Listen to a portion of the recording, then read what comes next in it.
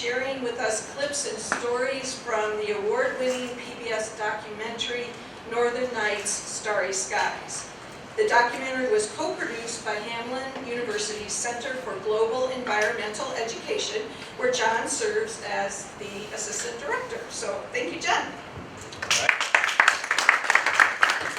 So, that's kind of the origin of this story.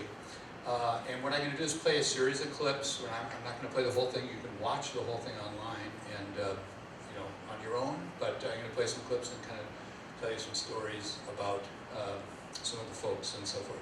So the first one is the opening title sequence and the opening of the film.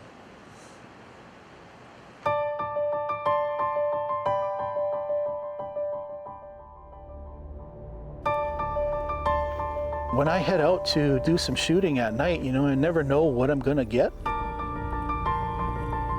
The last couple of years in the Northern Lights have been really hard to come by.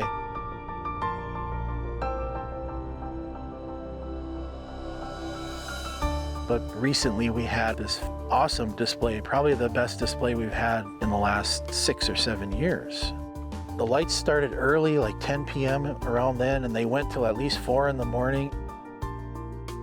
It was just all night long. They were dancing like crazy. Saw different colors, you saw all these different patterns and formations of structure within the lights.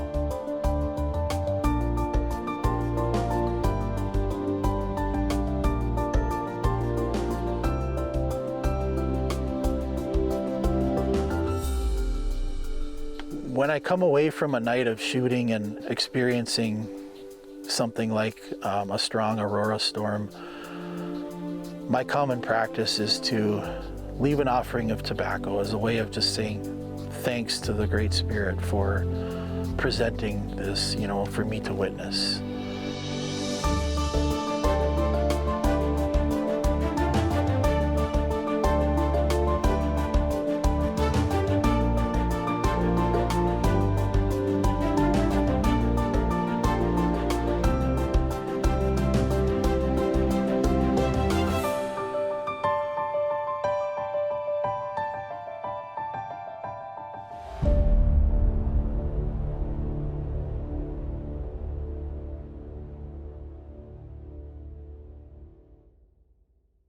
Buju and Dinawema Ganidug. Anin. Hello, all my relatives. Travis and Dijnikaz. Makwa and Dudam Gichioni Gaming and Dunjaba. My name is Travis. I am Bear Clan and I am from Grand Portage. Grand Portage is an Indian reservation that makes up the very northeast tip of Minnesota. We are surrounded by massive water with Lake Superior.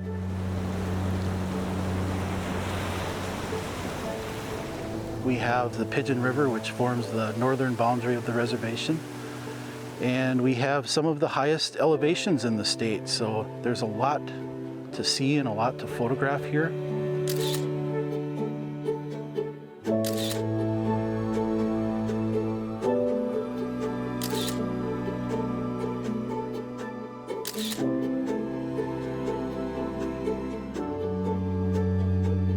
The quality of our night sky here is just incredible. You've got nights where it's so dark, there's so little light pollution that once your eyes adjust, you can actually walk around by the starlight. With all of the traveling I've done, I don't think I've found a place that has kind of that all-encompassing beauty that this place has. This is home for me.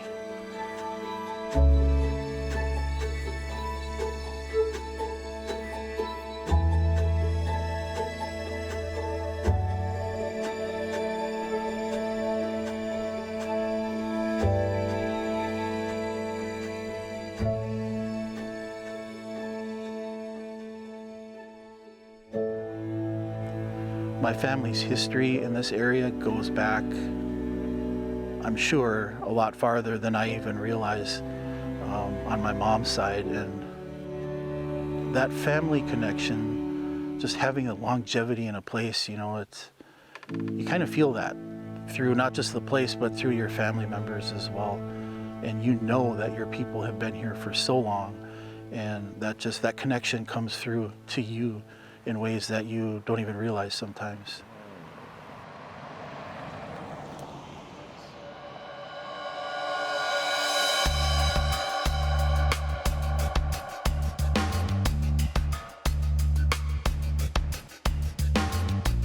The whole overall process of going out and spending time under the night sky and capturing these really cool photos of the Milky Way or photos of the Northern Lights, it is very much a process.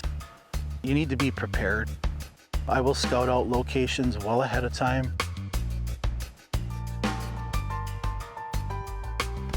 When I arrive on location, it'll be before it's dark. I'll get there an hour or two before the sun goes down, and just sitting in a spot and watching the light change, that's one of the magical things about being anywhere, I think. You can be in the middle of a city and watch that same thing. As that moment is arriving, when daytime transitions into nighttime and the sunlight is going away and it'll soon be traded with starlight, in those moments, everything else kind of melts away. I'm there, I'm with the stars, and that's all there is. It's that simple. When you've got that big, beautiful line that is, that arc through the sky of this milky band of stars and light, the reflections that you get in the water tie the earth and the sky together. You've got this whole cycle of what water does. It evaporates, it goes up into the sky, comes back down as rain. And by having something so close to you, showing you right in front of you what you can also see there in the sky, it just ties it all together. So in a way you feel kind of big, like, wow, I'm part of this big thing, but also I'm so incredibly small at the same time. When you have that presented before you, how can you not be amazed?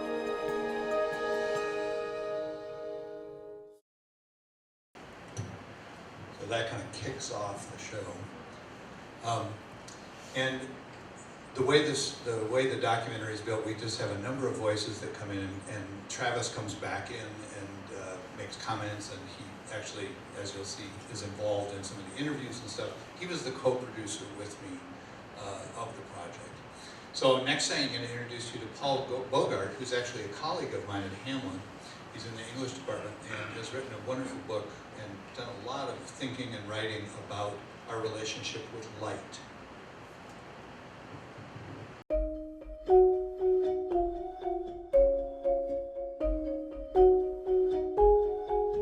So for the end of night, I had some decisions to make. Where was I going to go? What was I going to try to see?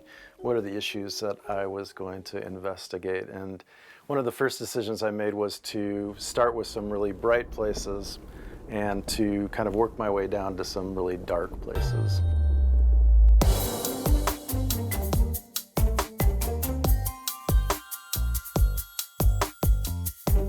So in the opening of the book, one of the first things I do was go to the Strip of Las Vegas and meet with the head of the Las Vegas Astronomical Society.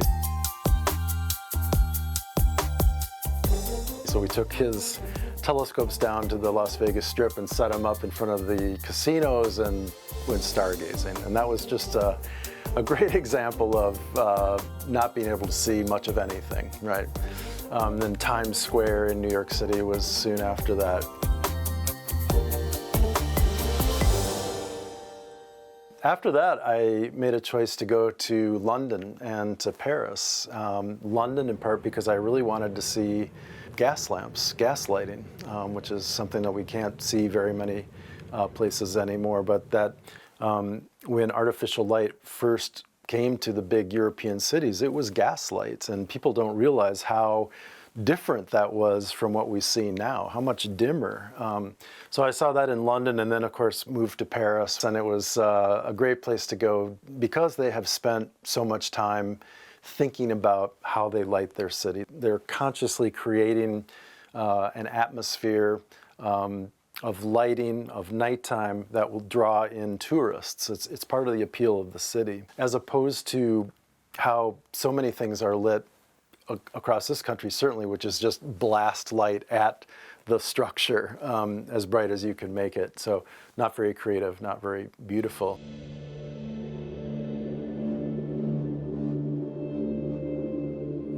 From there, then I started going to some more, I guess, natural locations, some of the national parks in this country. And I'll tell you one experience of being out in Death Valley National Park in California. There were no clouds, and it was a perfect night to be out there. And I just have this vivid memory of standing and seeing the stars rise out of the horizon as, you know, this revolving night sky and fall off the edge of the earth in the west. Just that sense of, you know, this kind of thing. And boy, we just never get to see that anymore. I was lucky I got to have that firsthand experience with real night sky, real darkness, a truly natural night. We've become a really bright country in terms of artificial light. And for example, anything east of the Great Plains is no longer naturally dark. 8 of 10 kids born in the US today will never live where they can see the Milky Way. We have taken what was once one of the most common human experiences, which is walking out the door at night and coming face to face with the universe. And we've made that one of the most rare of human experiences.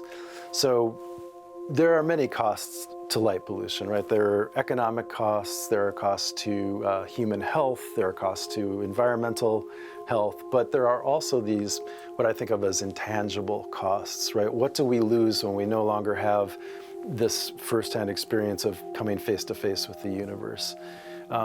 And I think they're vitally important, right? They impact everything from art, you know, all the young Van Goghs out there who aren't being inspired, right? All the painters, all the writers, all the musicians who are not having that experience of a real night. They impact our experience of contemplation, of meditation, of thinking about our place in the universe, of thinking about our relationship with the rest of creation.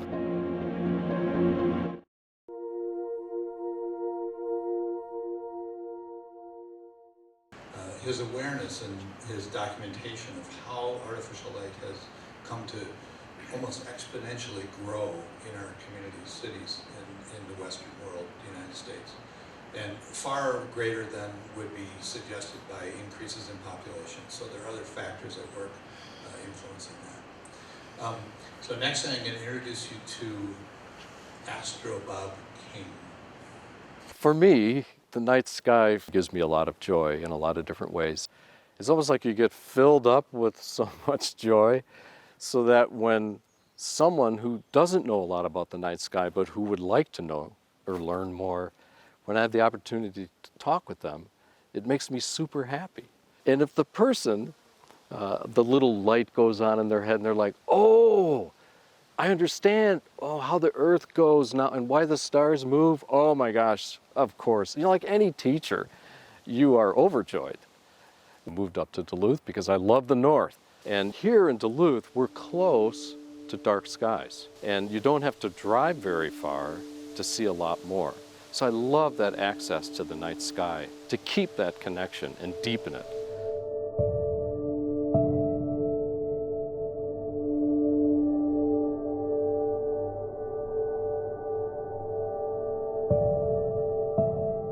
Things that stand out for me are just like seeing Jupiter's moons for the first time.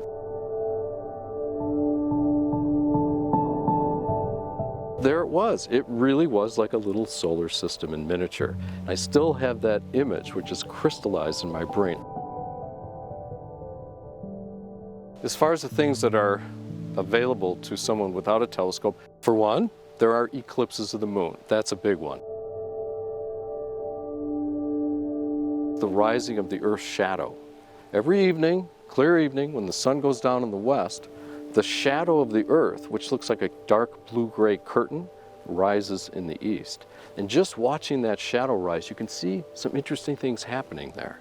So that's available to anybody, no equipment needed. Moon rises, right? Sunsets, seeing the distorted moon on the horizon caused by the atmosphere. There are annual meteor showers. There's like 4 or 5 of these meteor showers that occur every year. You get to just lay back in a lawn chair on these days and watch these meteors from comets come screaming down and flaming into the atmosphere. It's wonderful. With a pair of binoculars, you can look at the texture of the Milky Way. You can see nebulas. You can see the brighter galaxies. You can even see the moons of Jupiter.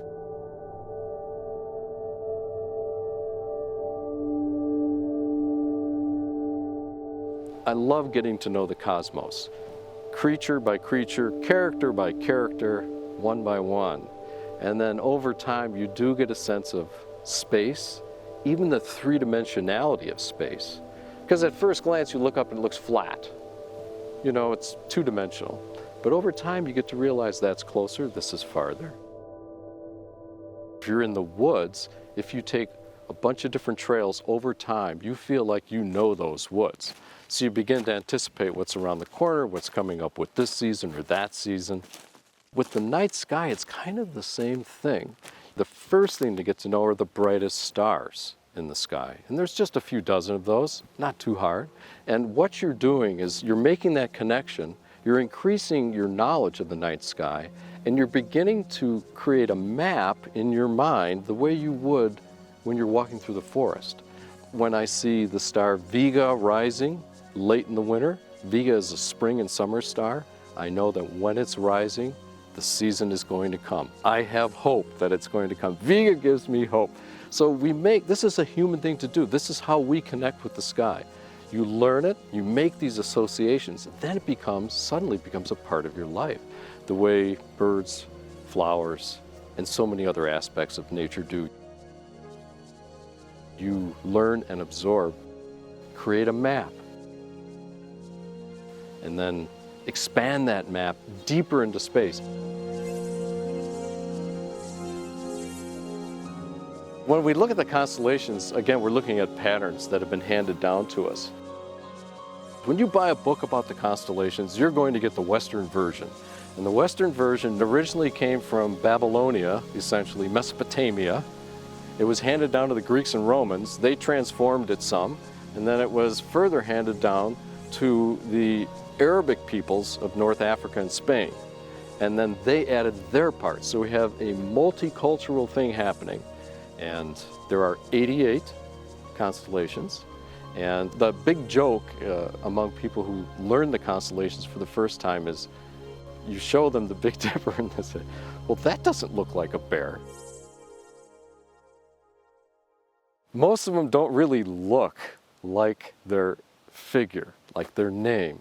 Part of the reason for that is light pollution. Light pollution has stripped away the fainter stars, so we can't make those curlicues that might define the bear. We can't see those so easily unless we go to a darker sky. A lot of people talk about the wilderness, going to the wilderness, take a trip to the wilderness, which is a wonderful thing to do. Since you can just lay back in a canoe, go to the boundary waters, just let that thing float right out in the lake a little bit. Lay back and look at the night sky, just float there weightlessly. You don't have to know anything. It just inspires you, and it's pure wonder.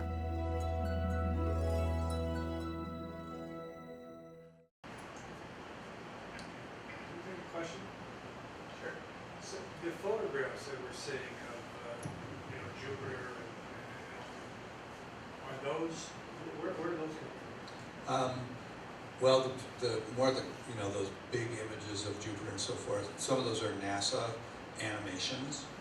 Others are, images that are available, through NASA, like from telescopes, the Hubble telescopes, that kind of thing. Most of the Milky Way images and so forth, especially the whole opening sequence, those are all Travis's photographs. Some of the other ones are from other sources, other photographers, so kind of a variety. So Bob King, you know, he is an astronomer, an amateur astronomer, but a very well-informed one. He's written a couple of books. He's frequently on television and stuff talking about the night sky. But his orientation is very much kind of from the Western world, and he described, you know, the constellations that are actually internationally recognized, the 88 constellations that he mentioned there. Those are the official constellations. But one of the things we really wanted to explore was, well, you know, how do different cultures and different communities experience the night sky? So we learned about Jessica Heim, who gave us a much broader picture of some of these questions.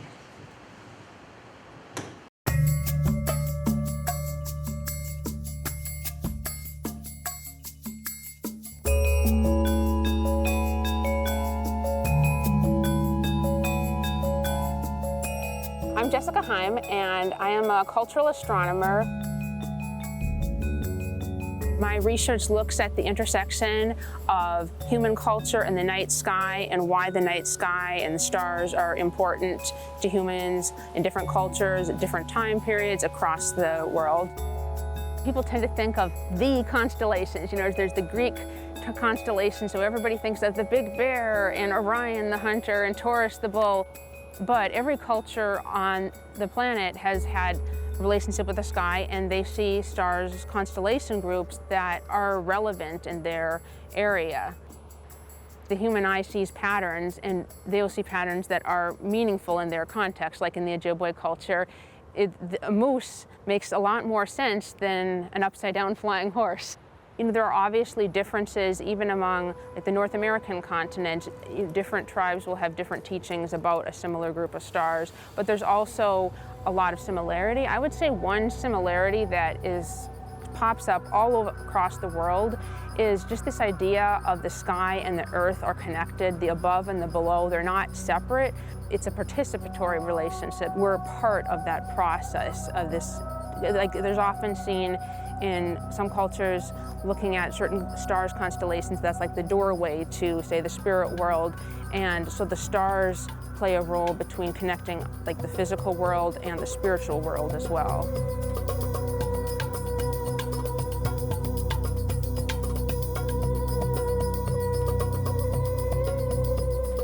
It's really fascinating what we can learn from cultures and perspectives and different ways of seeing the world that are different from what we think of everyday. Western science is wonderful, but it's one particular way of engaging with the universe, and there are many others, and I think there's value in all of them.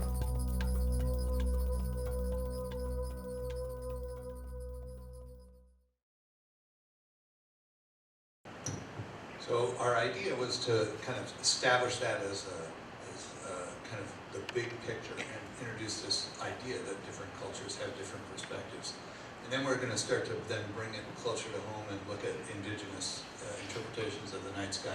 So the first one is actually grounded here in the Twin Cities, and our center has been working extensively with the Dakota community, and in particular a site called Wakan TP, which many of you may know of as Carver's Cave. So this is a cave in the bluffs, very close to downtown St. Paul, not far away at all from the St. Paul Saints baseball stadium. It's part of the Bruce Vento Nature Sanctuary. So, but it is a cave that is of great cultural significance to the Dakota, and there's work, well, as you will learn, afoot to try and preserve and protect and provide broader interpretation for the community of that cave. And it's very critical to the kind of the cosmological view of that the Dakota have, and it also connects very strongly with the Mississippi River.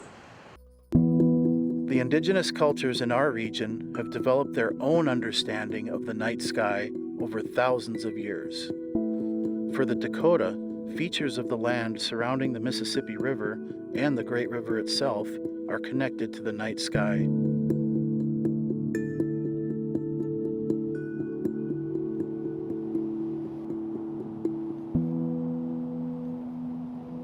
Native people, Dakota people, were here before anybody else that's here now. This is a place that helps us reconnect to our past. Hamitake. My name is Maggie Lorenz. I am Dakota and Anishinaabe. I'm an enrolled member of the Turtle Mountain Band of Ojibwe, and I also come from Spirit Lake Dakota Nation. Wakan Tipi is one of our most sacred sites here in the Twin Cities urban area.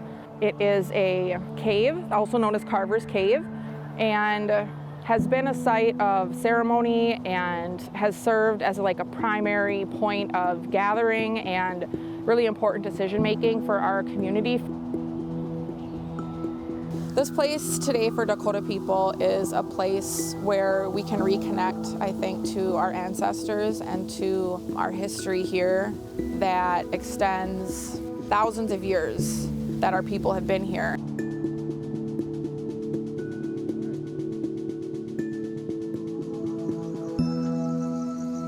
Hamitake api, chandewa shte na pech yusa pido, ochete shakoing oyate himataha, wamdi hayetu imaki apido, damakota, sisituan, Dakota himatya. I speak to you in my Dakota language, the language of my Sissetawan Dakota father. I said that I am of the 7 star fire nations, the 7 council fires. That's a consolation.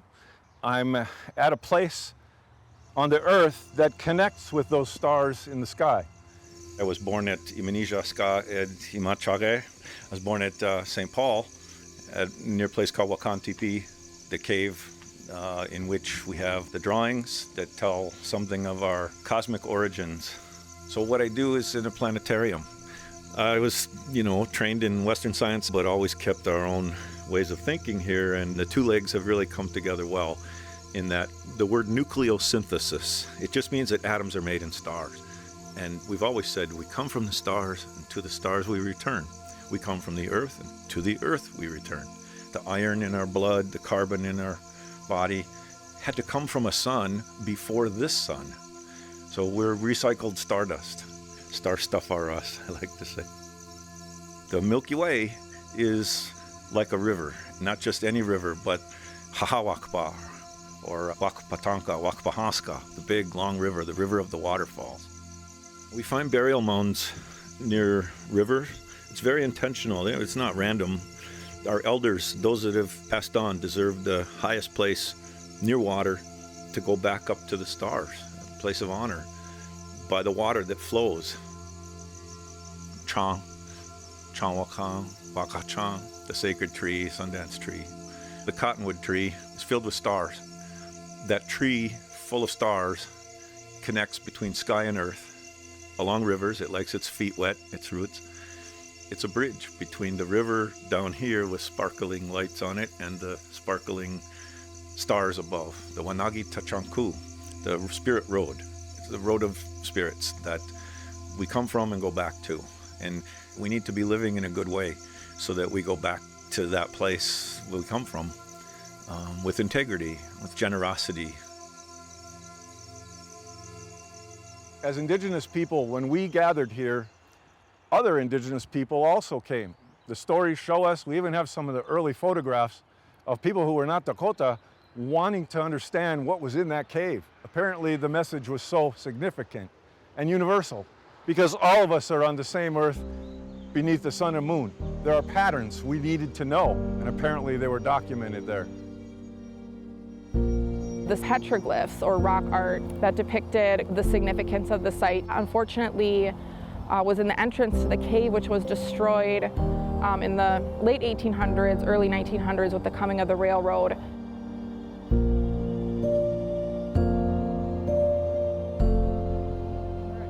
And so our major project right now is the development of a cultural and environmental interpretive center called Wakan Tipi Center.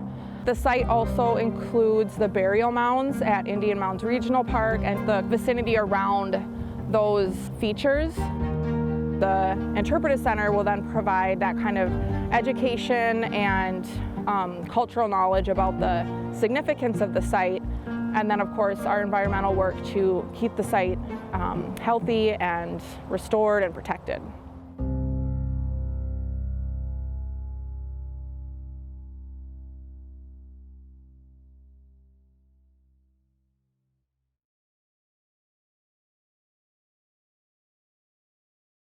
process of working on this, I realized that my great-great-grandfather, who I knew was a railroad engineer, was actually the engineer that developed that initial rail line that went past the cave. The cave was destroyed at a later time as the tracks expanded, but that was just kind of a really interesting development that kind of connected me to this story and to the work there in a personal way, and made working on this project and supporting the interpretation and restoration and preservation of that site in particular importance for me.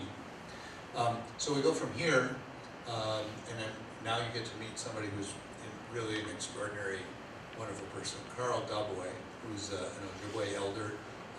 He lives in Two Harbors. He's 81 years old now, and as you will hear, he has spent much of his life trying to recover lost indigenous star knowledge within the Ojibwe and Anishinaabe community. And what was really fun, Travis and Carl had met, but they really didn't know each other.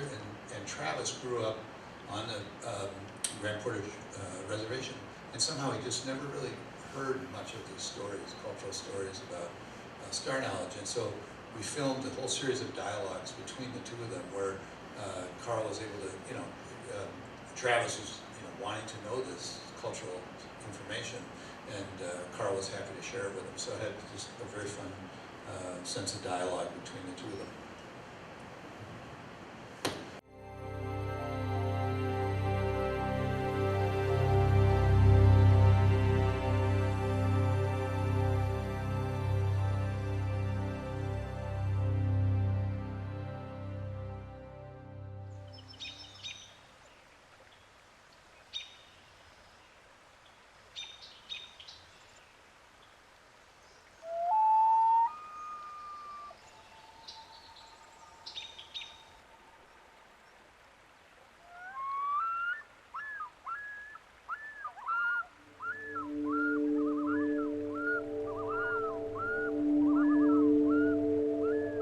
Everywhere you have these great big cliffs, these vertical cliffs that come down to the water.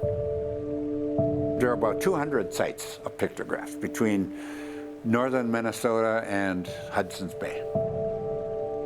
And the ones at Hegman Lake are absolutely beautiful. The colors are clear. They're 3 big visual images. And over the years, there have been all kinds of people who wrote about pictographs. They always talked about them as mysterious, something from the past, but we don't know what they are.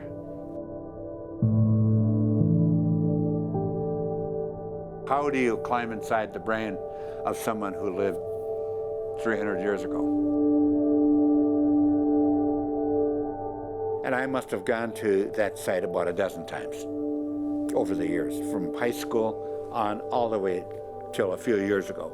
I made sketches and I took photographs of the site, and I kept working over these images over and over again, trying to piece them together. But I didn't realize then that I had to think like a scientist and not an artist.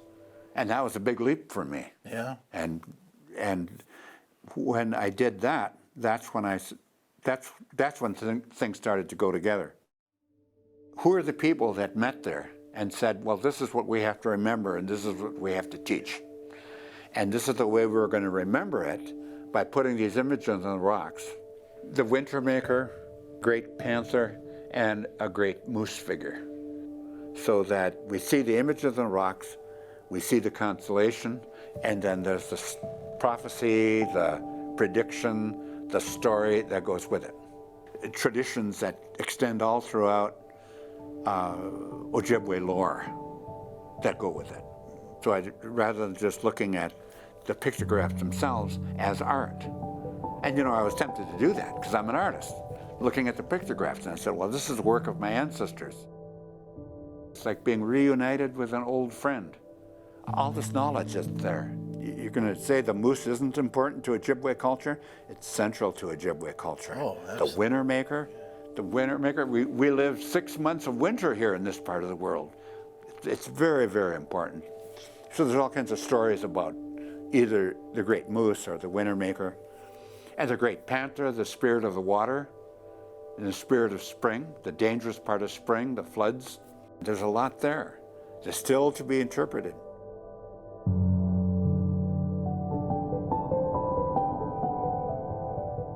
Talking a little bit more about the moose in the night sky, it's a fall constellation.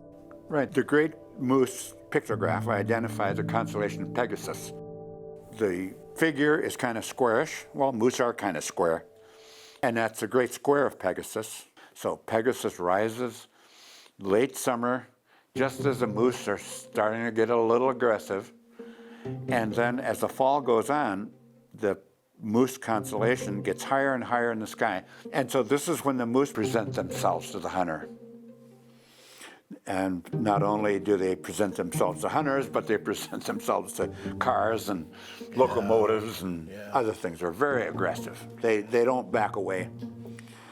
Then what happens is that the constellation starts to set. And that's when the moose get weaker. As the winter goes on and as spring comes, the moose just suffer from the cold and the scarcity of food. They get weaker and weaker until it finally sets in the west. And so the rising and setting of the constellation matches the rising and setting of the moose out there in the forest. Fall or autumn is a time for hunting, and you've talked about a cultural story associated with moose. Could you share that again? Well, it was based on a pictograph of a moose smoking a pipe. In all the hunting societies, all the Indian hunting societies, there's usually a story just like this about how humans got permission to harvest animals. There's no question that Indians revere the animals they hunted, but they still hunted them. They still killed them and they ate them. And so what happened that made this possible ethically? You know, the Plains Indians have this about the bison, and the Ojibwe have this about the moose, that there was a obligation, a mutual obligation between moose and humans.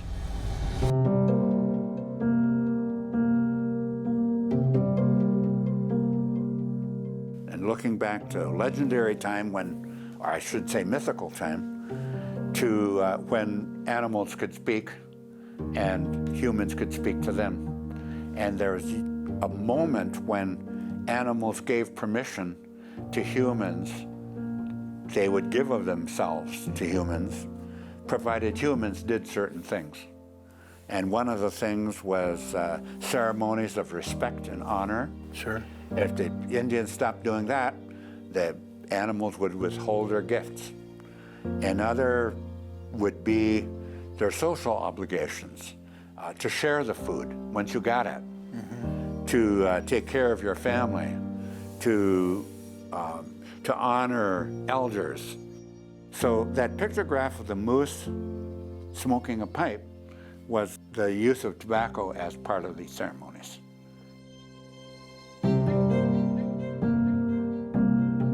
In the story, the pipe makes its appearance in a moose lodge. The moose in this story live in a lodge just like people do, and they have different places that they sit in and sit around the fire and they converse. And this pipe magically floats through the doorway and goes around the moose population. And that's what set in motion the use of tobacco as a sacrament to honor the moose. And the moose then agree that they would give of themselves.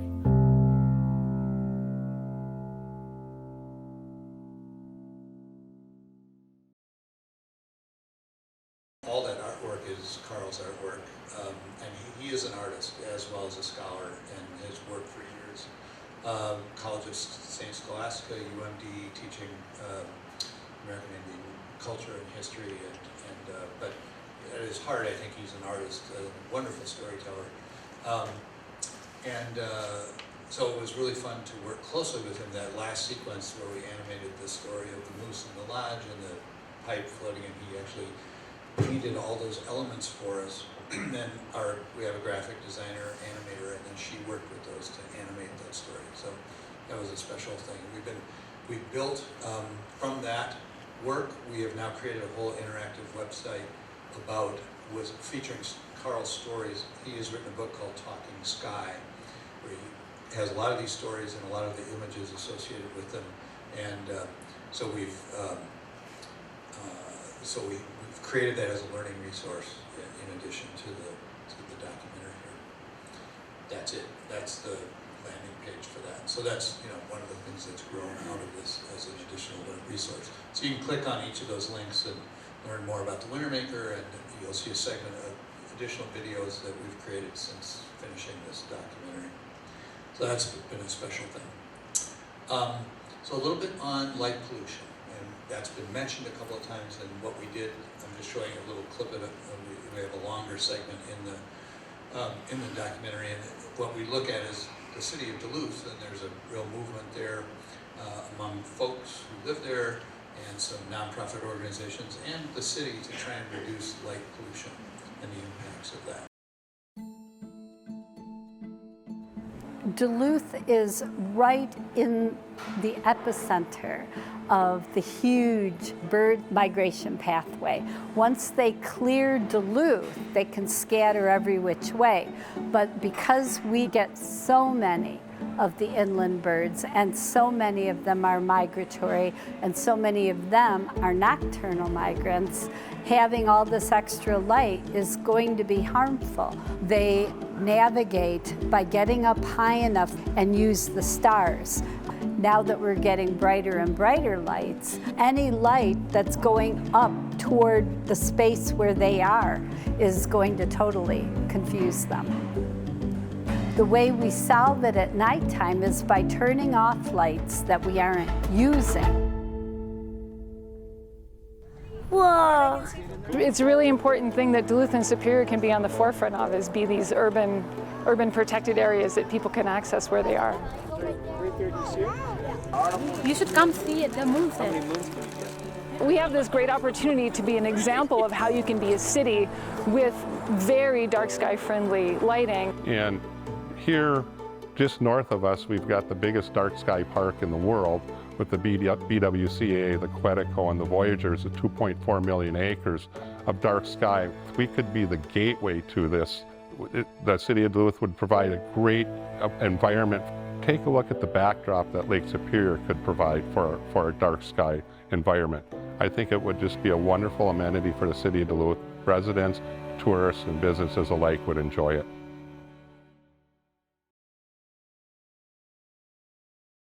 So the concluding segment of the documentary, I'm not going to play it for you now, but we visit all three of the dark sky sanctuaries and interview some of the superintendents of all those places and just learn a little bit more about what that means to be a dark sky sanctuary, and how that has enhanced and helps to preserve what's special about those regions, and how it has become really an economic driver that has attracted folks interested in coming to those places as well. And then, so that kind of ends my walkthrough of the documentary. And just a little bit more about what's happened since then. So this is from a web page from a website called PBS Learning Media. So working with PBS North, this is a kind of a big web resource center for educators all around the country. And so we've taken, there are 10 segments of the program, and you've seen a number of them here, and they're all available in segments. And then we develop classroom activities and lesson plans and stuff like that teachers can use. And this website reaches more than, it's used by more than 1 million teachers per month. And so it's been a great way to kind of make this broadly available all around the country. The program itself has been broadcast on PBS North. It's been broadcast on the Twin Cities Public Television. This autumn it's being released to PBS stations nationally. And it's actually been nominated for an Emmy Award, and we'll find out on Saturday night whether or not it has won. It's a regional Emmy Award, so that'll be kind of a nice recognition, but also, another way to kind of heighten the public awareness of the whole effort. And then it has now been integrated. All of these different segments of the program are fully integrated into these other strategies that we have in place along the North Shore. So this is another way that we're getting this message out more broadly. And as I mentioned earlier, we impacted, 2022 was the first year we really had this whole thing up and running. We reached 152,000 people and expect to probably double that this year. And lastly, this is what's coming up. Right now, I mentioned earlier, we're in the process of finishing up a new hour-long program about the impact of climate change on Lake Superior. You may or may not be aware, but Lake Superior is among the fastest warming lakes in the world. Of course, it's a notoriously or famously frigid lake and immense. You know, it's the largest lake in the world by surface area. It contains 10% of the world's surface fresh waters. It is pristine, it's beautiful. And so what we're looking at in this project is, what does this mean? What is the fact that the lake is warming? What does that mean for the lake's natural systems, for fish, for the ecology of the lake? What does it mean for people whose livelihoods are dependent upon the lake, fishermen, commercial fishermen, people who enjoy the lake for recreation? And what does it really mean for the legacy of the lake? The lake, you know, which is famously the lake that never gives up its dead because it's so cold. What does that mean? And what does the future portend for Superior, but also for the other Great Lakes and for other large lakes in the world? So that project is just wrapping up and will be finished soon. I have some postcards that have a QR code on them that I'd be happy to pass around to you. You can take it with you. The QR code, if you use your smartphone with it, it will lead to our website that we have on this project, and we're going to be continually updating that as to when we're doing screenings. We'll be doing screenings in the Twin Cities and so forth. So I'll pass these around, or you can come on up and get a copy. So that's the end of my talk. You can go ahead, if you want to turn up the lights a little bit, I'm happy to take a few questions. We have a little bit of time left, I think, before we need to clear out. So, questions are advised.